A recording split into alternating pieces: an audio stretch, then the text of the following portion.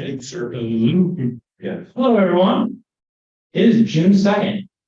And if you don't know what that means, it means next month Dave Kuzak is the president. So that's what that means. Dave here, I just see that I apologize as always.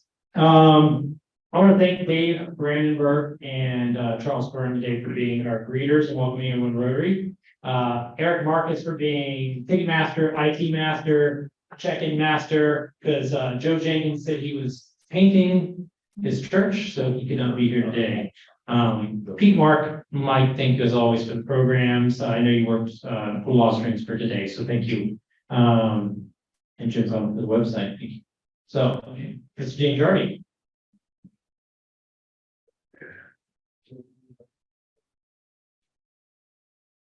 Well, good afternoon, this month of June of 2023. Would you join me in prayer? Creator, sustainer of all that we have, all that will ever be, accept our thanks for this day and all of its blessings, and we ask you to guide us and direct our club and its leaders in our actions. Grant that each of us may feel our responsibility to Rotary and to our community and to our country, and indeed to all the countries and peoples. Bless our fellowship today and bless this food to the nourishment of our bodies in your service. Amen. Again,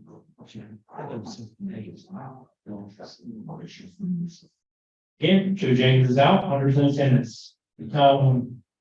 I had Fairborn Rotary being here. Was that right today? They're not here. Okay, then maybe June 9th. Is it I don't have Don Adams? You preempted He's it. online. He's on. Oh, yeah. So, yeah. So I may have preempted him and made a mistake there. So I might have cost us a start. Well, saved us all. That'll cost Yeah, you. you're welcome. I don't know. So I should probably make up some fines on the fly. Since I'm getting really annoyed with the golfers because I'm tired of having to walk way too far in the parking lot. If you have golfed this year or you're part of our golf committee, that's $1. Let's see. Oh, if you attended a graduation this year, high school or college. Oh yeah. Sorry, Mark. I hope I've attended one. Yeah, so partnership success. Remember, it's all for the children. It's for the children. That'll be $1 if you did no graduation. Oh, here's one. If you didn't help set up or tear down the flags for heroes and or didn't attend the ceremony on Saturday, that's $1. Chief Fiorita came out and did that ceremony. That was wonderful. So $1 if you did not come out. And let's see. We need one more good one. If you attended Rotary International Conference this past week, that'll be $1. So, and he doesn't hear me. So, okay, I'll keep it short. I'll tell one joke. This is my favorite joke. What flower grows between your nose and your chin? Anyone else? Tulips. Tulips. Oh, between your nose and your chin. That's a good one. That's way better than Don Adams. Yeah. So, and it's family friendly. So Looks like- I have just saved us a tremendous amount of time by complete accident. Don Adams, I am truly so sorry. I'll jump right into Happy Bucks. And feel free to tell me you're happy that Don Adams did not give a presentation today. No, but We're happy. It's the National Donut Day, so we brought donuts. donuts are over on the back table. It is the National Donut Day. Have $1 fine if you don't like donuts. Okay, who else is happy? Sir? I'm happy. My granddaughter at noon yesterday landed in Italy and she's gonna be there for 2 months studying Italian. It'll be a great trip. Eric? I'm happy to be back in the United States after 24-hour flight to Melbourne. and a 24-hour flight back home from Melbourne.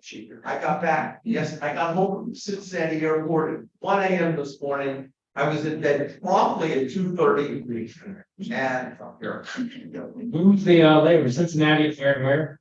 Cincinnati, Houston, Auckland, to Melbourne. Oh, God. The longest leg was only 14 hours. It's Air New Zealand? Yes, everything, Yeah, there's good though. great service. Yeah. All my planes were slightly late, but I didn't miss a single connection. Perfect. Hope you have fun. I'd like to talk to you about how Concord went and invite you back. Who else is happy? Come on. I appreciate it. Shannon? You ready? Yeah, sure. Let's see here. My aunt, has been in the hospital now for, this is her third week.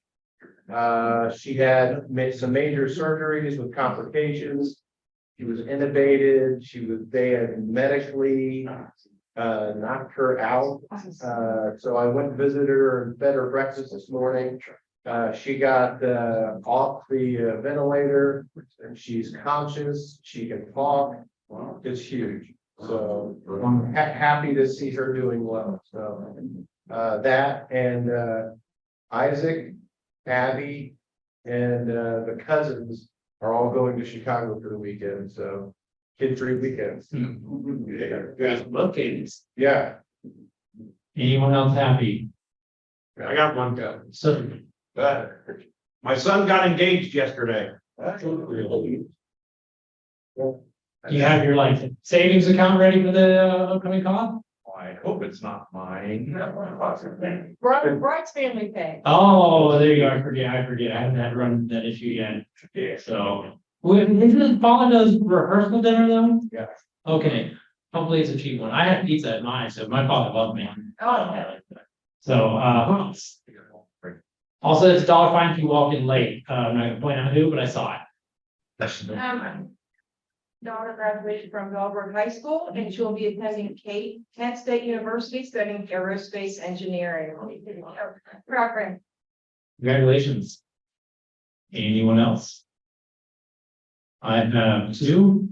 Last weekend, I think on Sunday or Monday, I got to see Hunter take steps. The first time he walked up 3 or 4 steps, and he's doing it a little more this week. Doesn't make it very far, but he definitely won't do it if you ask him to. If you call him over, it's a very organic situation. Like his turns only. But That's for the keys. yeah, I know, seriously. So very exciting, though. It's a very heartwarming moment. And I'm terrified because my neighbor's daughter graduated high school, and I was like, oh no, I can just see him walking and crossing the stage and going off, and that 18-year needs to slow down.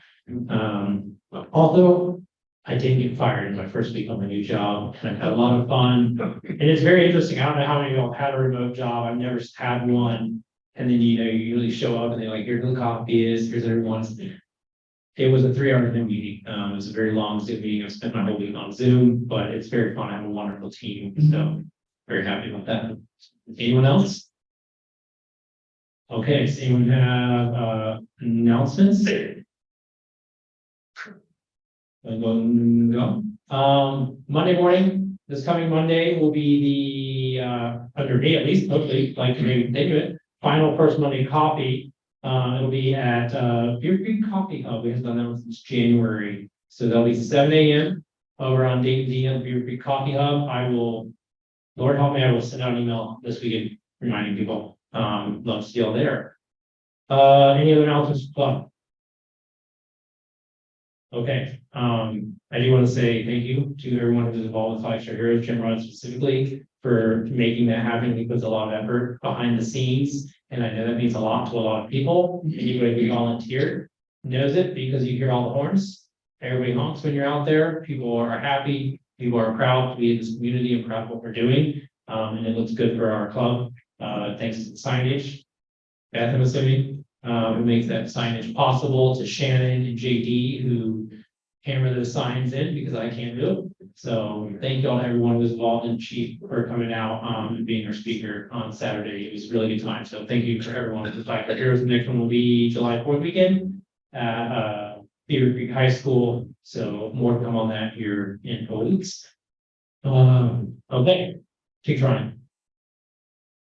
I have 3802726. 726. In the back, so Larry, Ed O'Shaughnessy. Eric is again. For those who are also just walking in late, we've already fined people who are late $1, but I'm not looking at the point taking $1 fines for those who are late. Paralysis is like $5 You just gave, I said I wasn't gonna name names, Eric. It's been that kind of week, just keep. He's good for it. I'm making a good day of cards here. Oh, the hell's Yes, It's getting thinner. there's four different color tickets in there. We're looking for the Queen of Hearts. I don't think we're gonna do this, otherwise it's like a push. This is Eugene. Well, you got dealers. Oh, there we go.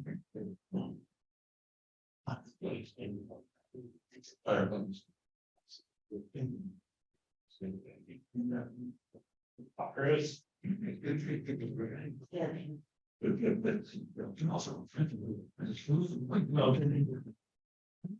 Barring anything else, anyone else have anything right now before I toss it over to Mr. Michaels for an introduction? Okay, I apologize for having fired Dawn. You can check ESPN for sports scores and CNN from news stories you definitely missed. Go to Reuters, actually, they have like weird story section on Reuters. So that's probably where he gets half his content anyways. They're actually really entertaining. Mr. Michael, Very policy. Brian, the pressure's gonna be on. You're gonna either get extra time. Or you're gonna. We'll be playing golf early, do you remember? Playing golf at golf. Thank you, sir. Yeah, you go around and collect fines. You can. I am not here to introduce a politician. I am here to introduce my friend and former neighbor, Brian. And Brian and I go way back. We started in the insurance business way back when and worked together. And I was thrilled to hear that he was moving to Beavercreek and opening his own office with that other company, but whatever. And then a few years later, my friend Phil Sparks, who's in the club, calls and says, "Hey, you know Brian's going to be your neighbor." I'm going, wow. So Brian bought the house across the street, and our kids grew up together, and we vacationed together and had a lot of fun. The one thing I'll say about being a state rep, it's like being on a treadmill or on a 440 relay. You're always sprinting, always sprinting. You're never not campaigning. 2-year terms are terrible. And we wear young people out real quick. And good people. Anything else I need to share, like signs in the yard, any personal stories? Beer cans back and forth across the street. We're good. Thanks, my friend. Hi. Appreciate it. Hey, everyone. Right, so I'm gonna talk a little bit about what we're doing, a little bit about what I'm doing. Currently, I'm the representative for 70th District, that's Fairborn, Beavercreek, Bellbrook, Spring Valley, and those townships. I say currently because it is going to change. So we'll see what number I get and what cities and or townships happen. I'm a sophomore, that means I'm in my second term of 4 that I can serve without being term limited. I serve on the Aviation and Aerospace Committee and the Armed Services and Veterans Affairs Committee, and I chair the House Insurance Committee. I'm a member of the Veterans Caucus. The caucuses, those big ones are made up of senators and House members. And I'm also House co-chair of the Business First Caucus. The biggest thing when you start a new General Assembly is the budget. It's required every 2 years. Ohio statutorily requires a balanced budget. So the governor presents it sometime in early January. Then the House chews on it for a while. We passed it out, and now the Senate is playing with it. They will make multiple changes, and it will not be approved by the House. So then it'll go to what's called conference committee, and that conference committee is made up of leadership from the House and the Senate and from the governor, and they get behind us, the dark smoke-filled room with bourbon, I think, and iron it out. No, I doubt about the bourbon. The scotch. I currently am working on 2 bills. One actually started before I started, which is a joint purchasing bill. And the original bill had a 1-word change in code. It's changed since then. We're still working it. We introduced it in the introduced it in the state and local government. Rick came up and testified, so we need one more hearing, and then hopefully we'll get it out of committee and onto the floor. The other bill is a biodigester bill. Those of you that have heard about this out in Bath Township, we have a biodigester out there that's causing some stink, literally. And so the bill we dropped, myself and another representative, because he's got one in his district too, will basically, if passed as presented, will change how the zoning can be done for it. It changes definitions. There's farm operations and then there's a commercial operation. The one we're dealing with is commercial, and it will also require them to put a lid on the lagoon where the stinky stuff still sits and, I don't know, ferments as methane spills out and sticks up the neighborhoods. I'm also co-sponsor of a bill that it's near and dear to my heart because it has to do with insurance, and it has to do with catalytic converters. There are way too many catalytic converter thefts going on. They're breaking into, the bad guys are breaking into storage facilities where motorhomes and things are stored. And they're getting underneath these motorhomes, and in about 30 seconds, with a battery operated sawzall, they're chopping catalytic converters off. They're taking them to local shops, and they're getting almost $500 to $600 for these things. And the person doesn't even know what happens until they go to start the thing up. And it sounds like a race car because there's no catalytic converter. But this is happening in people's driveways. And it's happening everywhere, parking lots, wherever, because they can zip it off in 30 or 40 seconds. The problem is it is covered by insurance if you got full coverage, but you can't put a used one back on. Okay, has to be a new one. Okay, so, and that's very expensive. And where they cut it means you probably have to get from the headers back. So they have to replace the entire exhaust system. What the bill will do is it will require folks that are taking these catalytic converters to sell to prove ownership of that catalytic converter. They'll have to show photo ID. The shop that buys one from this person will have to keep all of that documentation on file. So we hope it'll really reduce the current system, the current theft. Problem is, we know what it'll do. They'll leave Ohio. They'll go sell them outside the state. But at least we still think it'll stop. We got 12 bills in the insurance committee right now. Most of them are mandated coverage having to do with mandating health insurance. There is a Senate bill that's interesting. Will probably be on TV when that comes around. And the chair of insurance, well, any chair. I schedule all the committee meetings and I set the agenda. I usually confer with leadership, my vice chair, and the ranking member. And confer, when I say confer, I mean I call them and tell them what I'm doing. So it works, but at least that way they know what's coming. Just so you know, I still work my day job.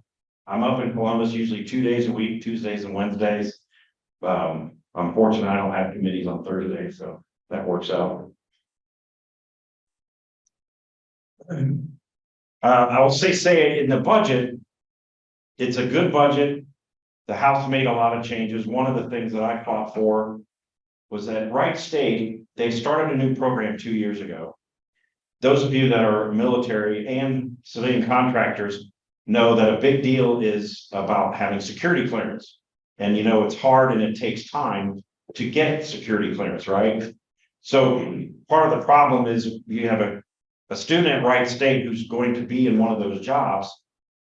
Well, they graduate, but then they have to wait another 9 to 12 months to get security clearance. They're not being paid or working during that time. So what Wright State is doing is they're starting that process before the kid graduates so that they can have security clearance upon graduation and then be able to start working. So the state agreed to put that back in the budget for this next biennium. Brian, Yeah, who's gonna pay for that clearance? State? yes. Yeah, it'll be specifically for, it's a line item specifically for, like an earmark, if you will, specifically for that program at Wright State. And I think we got $500,000, which was good. Because I think, well, Palmer's the one that told me they got 12 or 18 students already through that process from last year I'm sorry, just for one state? at just Wright State. Yeah, Few colleges are there. I don't know if they're doing it, but they all, you know, anybody's, you know, but it's important for us because of the base. Ohio's become a go-to state for business. We've made significant changes that have made Ohio a place that business is now coming. We've all heard the announcements from Intel, Ford, Honda. We also have local contractors growing at exponential numbers. Resonant, I always say that wrong. GE, Tangible Solutions, they're all growing and they're all struggling to find workers. So as you know, in Ohio, we actually have more jobs than workers available currently. So the thing we have to be very careful with and also focus, and it's in the budget to do, is we need to worry about housing, because we're going to be stealing workers from other states. We're already doing it. People are moving to Ohio because of our low cost of living and stuff. So we have to make sure that somehow, some way to have affordable housing. These people need a place to live. The other thing we're focused on is mental health. We know in Ohio that's a big problem. There's quite a bit of resources forward they're sent to that. And again, the ultimate goal is to get folks back working, get them out of the house, resolve whatever mental health issues they're having, and get them back in the workforce. So there's a lot of stuff in the budget for programs for that. The other thing in the budget that was a big thing, this is the House version, so it's going to change, was a tax cut. We took out the high, whatever the highest category is, and so it's much smaller. And the goal is to have a flat one. And ultimately, and I've actually talked with another rep, he and I may work on this, is to go to a zero income tax in Ohio. So it's a huge tax cut for middle, what did they say, 35 to 95,000 income. That's the bracket that's going to experience the biggest cut. And ultimately, the goal is to keep shrinking that to where it's flat. So then it's simple, and then hopefully eventually go away. That's all I have. I would like to entertain questions. Ed? Get down to zero tax. Who pays for the stuff in the budget? Right. My guess is we'll do a little bit of like what Florida and Texas and stuff does, or add a sales tax. Sales tax and property tax. Now, we're actually working on trying to get rid of, or at least get a hold of property tax, because that's another problem that especially seniors have. So it'd be more of a sales tax system, which if you look at all of the different ways of you have property tax, which stings, income tax, which sort of punishes your, doing well. And sales tax, that's the tax that's voluntary. You're only taxed when you buy something. So if you don't buy nothing, you don't have to pay any tax. So, and sorry, but there's things excluded like groceries. Of course. Right. Right. Yeah. People don't do. Yeah. Anybody else? Did I answer your question, Ed? Yeah. Yeah, yes, it'll be replaced by, the government won't operate for free. However, we do predict that the Senate will, reduce some spending. There's a lot of that still needs to be done. It's a big budget. There's a lot of spending in it, and I think we could do more to reduce spending. Right? 2.5 things. One statement, I just urge you to remember that sales taxes are regressive in nature because while they are voluntary, consumption taxes punish those who have smaller incomes, and consumption make up a bigger portion of their income. So if you make, $40,000 a year, and I appreciate what Rick just said there, where things would be excluded because, food is not an option. So as long as I want to make sure that is kept in mind. Oh, yeah. But now to the questions. I saw the other day, Casey Weinstein at Hudson and Jimmy Callender introduced 168, House Bill 168 on the legalization of marijuana. And obviously this is something that, I'm going to poison the well should happen. We know that the war on marijuana is a complete failure in every regard. The state's missing out on income. We know people are just driving across the border to Michigan. And so does this even stand a chance, or are we just going to vote something down that voters want? I'm not sure. It'll be tough because I think there's quite a bit of opposition to it. I don't know what committee that's going in. Every couple of years, there's outside interests that try to put it on our constitution. The mandatory marijuana. So we'll see. It'll be an interesting debate. Obviously, you guys don't know the names, but this is a bipartisan bill. Weinstein's a Democrat and Callender's a Republican. So it'll be interesting to see how that goes through committee. What's the relationship between the two speakers, the speaker and his group, and then the Republican caucus with their? You knew that question was gonna come. That's all right. No, it's still very contentious. As some of you know, the current speaker, I don't want to say, well, he pulled something off, basically. He got 22 Republicans to go with him. So when caucus met, we all said, I wasn't at the meeting, I was the one that wasn't there, but we all said, okay, Derek Marin, you've been elected. Within the caucus, we promise we will vote for you in January. This took place in November.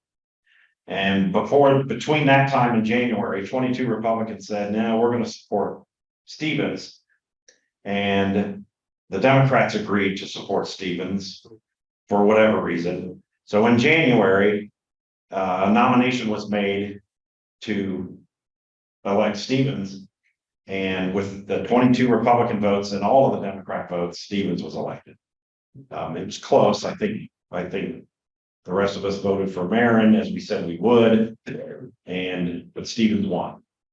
So since then, there's been a lot of bad blood, and we have literally two caucuses because Marin says he's still the caucus leader, and they still have separate caucus meetings.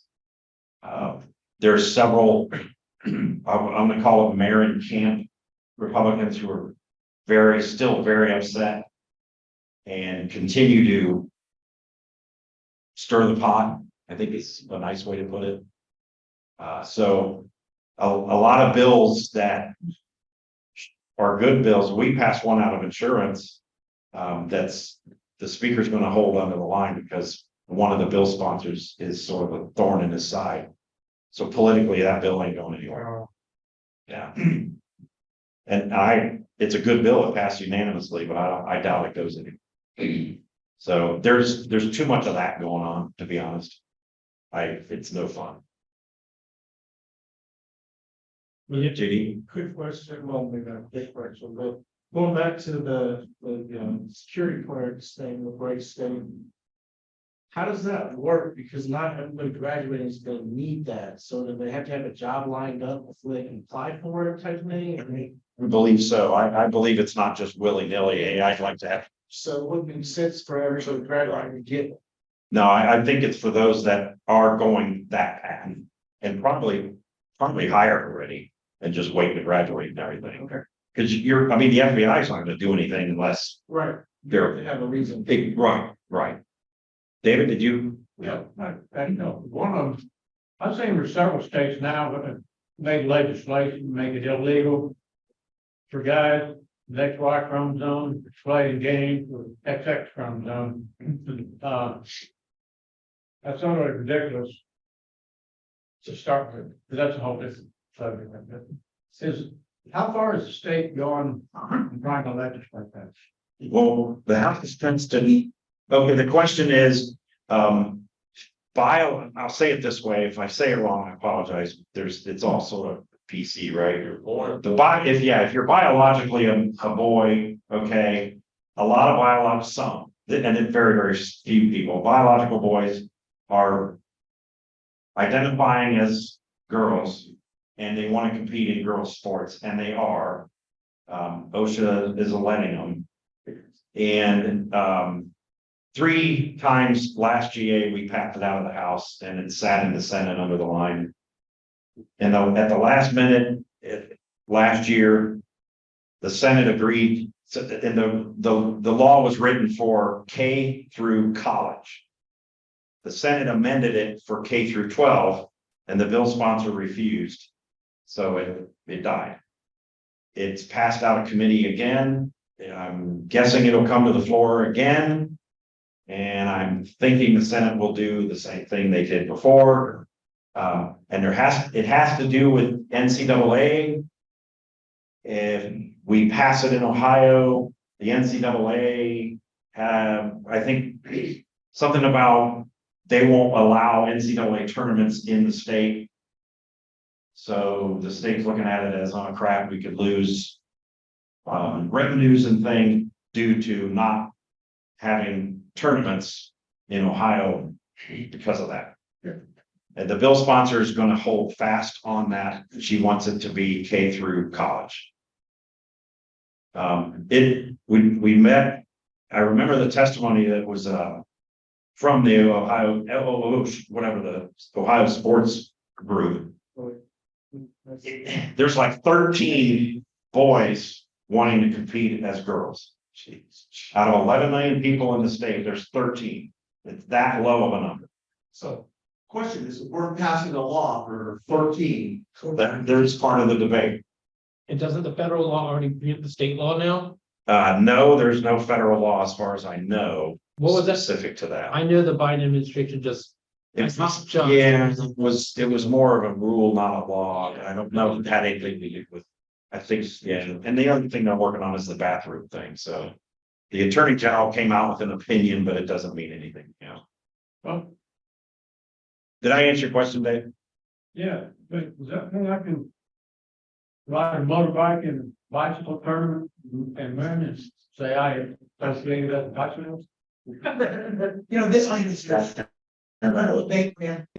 former Burke lady, the former man that's a lady, has a contact sport like boxing or wrestling against a hand-to-hand against a woman, a real woman. I didn't say that right either. Well, I mean, that's gonna be out there when there's black and blue. That's coming. Yeah. Chief, Last year, House Bill 512 to modernize the pension system for police and fire. Is that getting any steam this year? I believe it's gonna get reintroduced. I think it's changed a little again. I don't know the numbers. There's a new committee that was created, having it specifically to do with, public pensions, so it'll go there. Okay. So definitely watch for that, because I know it's a big deal for Beavercreek and Bellbrook. Water City. Yeah. Well, locally, it's a big deal for the other cities can handle it, but It's a lot of money. right, I know. So we don't know what the specific numbers are, but their actuaries are still saying that there needs to be more funding in it. So the debate is, did the employer pay more? Because that hasn't been raised in quite a while. Or do we put it again more on the employee, excuse me? Which seems to kind of keep getting hit for it. And it's fire pension, it has to do with fire and police pension. And that the employer pays a bit more into it, which would cost the taxpayers more. Thank you. Yep. I'll go to David and then Brandon. You always have hard questions, Brandon. I know. Send you for minutes. Correct me if I'm wrong, but then several years ago, they ruled the state's funding of schools unconstitutional by using property tax. Yeah, that all got changed at last GA when we passed school funding reform. I'm assuming we're legal now. The school funding thing got completely changed through the Patterson Act. That was in the last GA's budget. And I think and I know the House version increases funding to that. Some were calling for a full funding of it. The original intent was to step it up over time. So I don't know. Well, again, Senate version will change and then the conference version will change. But I think there will be an increase too for that. Did I answer your question? Yeah. Yes, thank you. Yeah. So there's this huge, long study done on what are the actual costs for educating a kid. And they looked at it you got to look at it from all the different areas. So the city of Dayton's got a different thing than the Beavercreek's got a different than, out in Meigs County. So those costs are different in those different areas. So they looked at all of that. And they also took into account handicap, and they also took into account vocational, because vocational education costs way more per people than regular, right?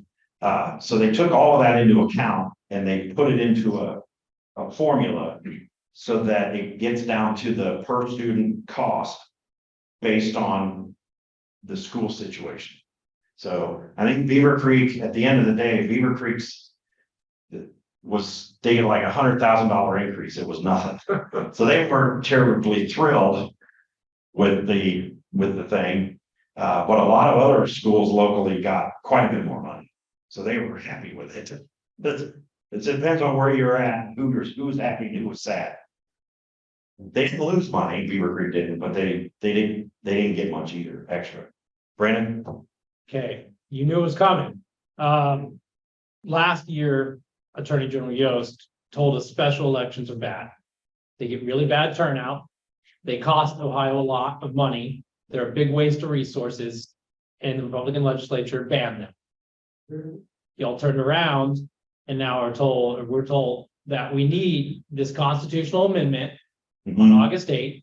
And Yost has flipped here and said, this is so important, it needs to be a special election, despite it's going to cost a lot. We know we're going to have low turnout on a constitutional amendment. We know it's an attempt to stop the abortion amendment.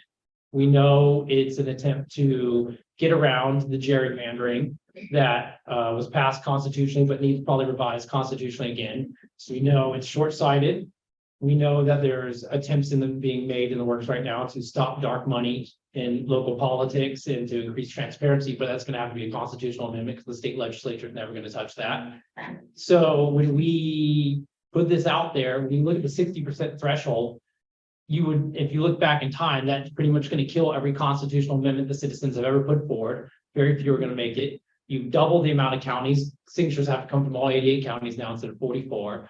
Conservative groups have even come out against this. Some of the most conservative think tanks in the state and said this isn't conservative governance, this is bad governance, it strips the people of their power. How both does the Republican Party justify this, and how do you justify it when you have four-way test behind you? That's a tough question. That's all right. I see what side of the issue you're on.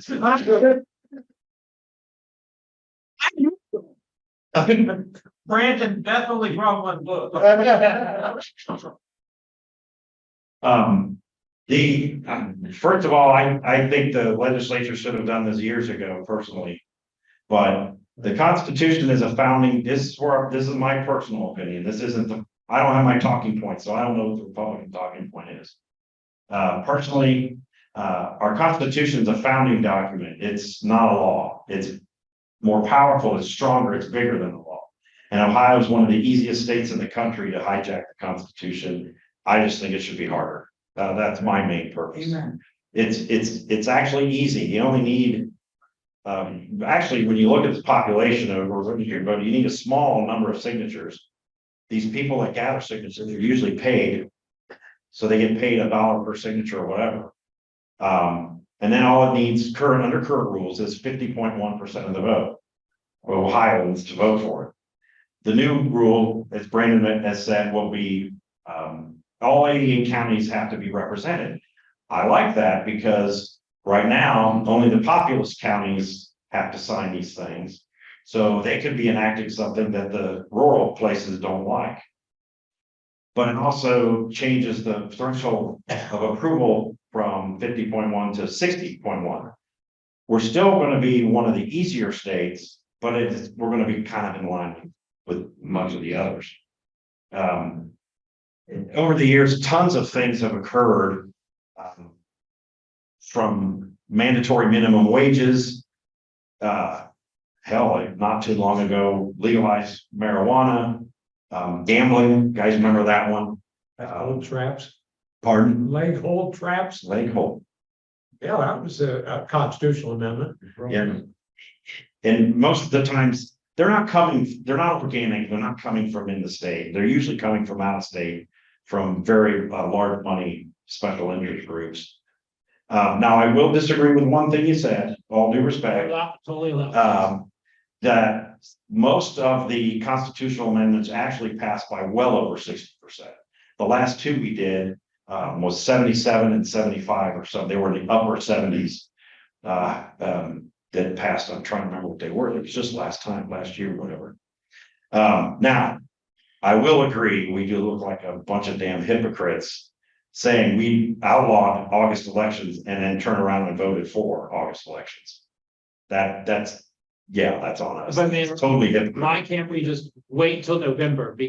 I mean, You know the answer. It's political. thank you. I mean, that's the answer. Sir Charles. One of the arguments that you find in state and local primers for years has been state constitutions are too long. The federal constitution is a total of 26,000 words. The average state constitution, when you look at the 50 states, is over 200,000. The Right. state of Louisiana was the top, and I think they were up close to 500,000, which is a good argument for being careful for what you let into the Constitution. Right. Make it harder because it's too many words. And this won't change anything on a referendum. Right. So the citizens will still have the same rules as they apply now to do a law. Right. Or disagree with the law. It just makes it harder to change our constitution.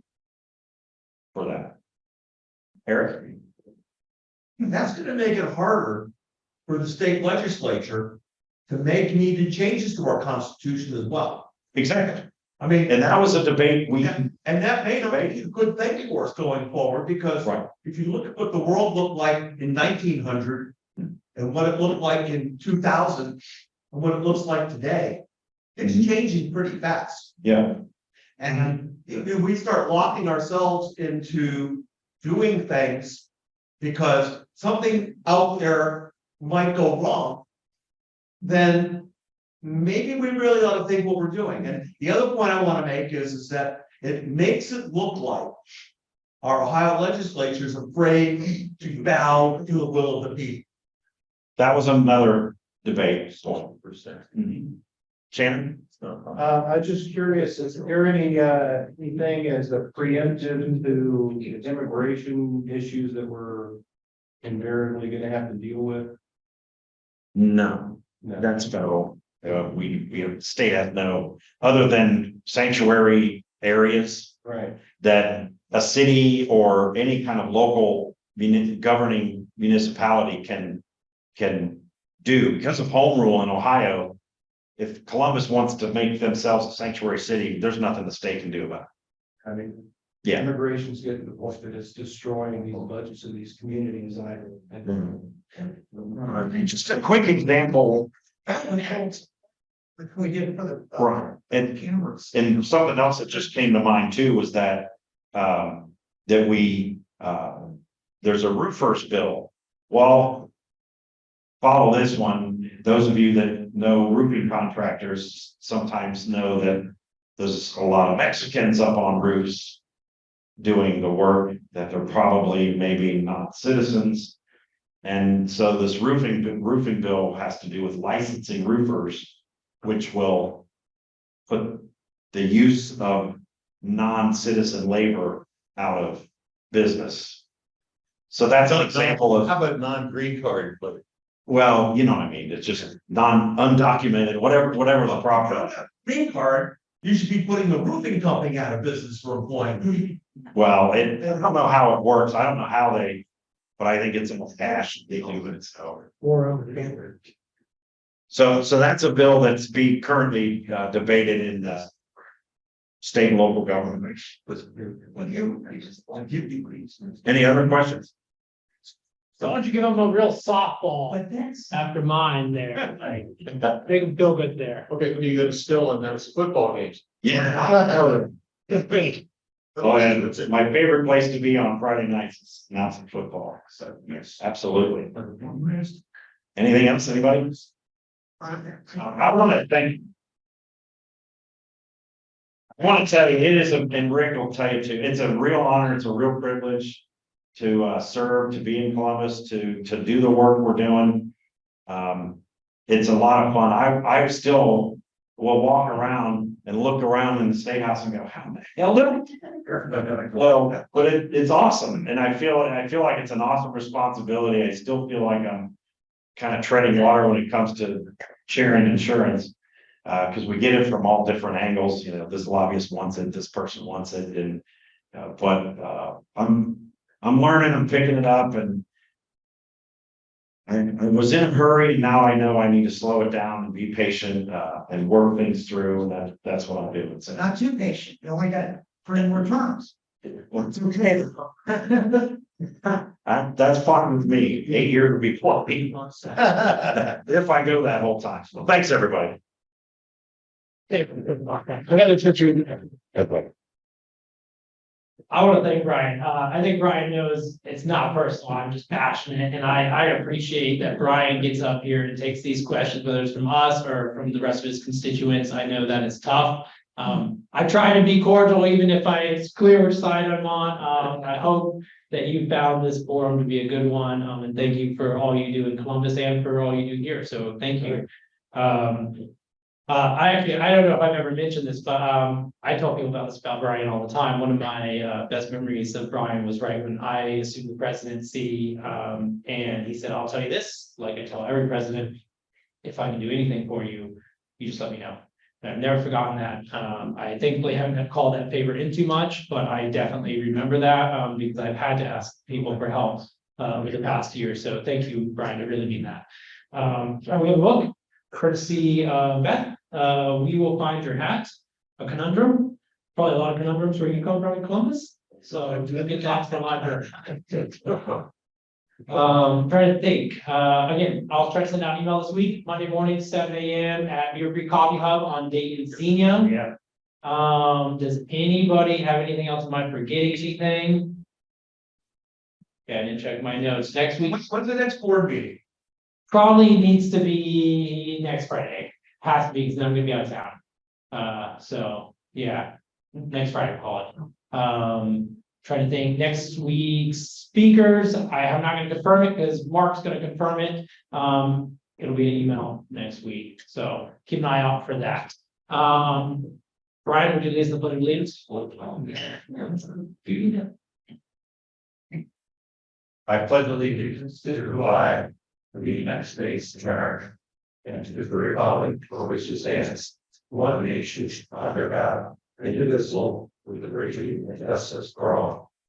I do have one side personal announcement. If you've planted trees or shrubs in the past 2 years, you should be watering them right now because they are probably hurting from it. So water your trees and shrubs. Be safe and don't get sunburned. Bring the pictures. Thanks. Oh, please don't get donuts. Please don't get donuts courtesy of our elected officials. And to give me on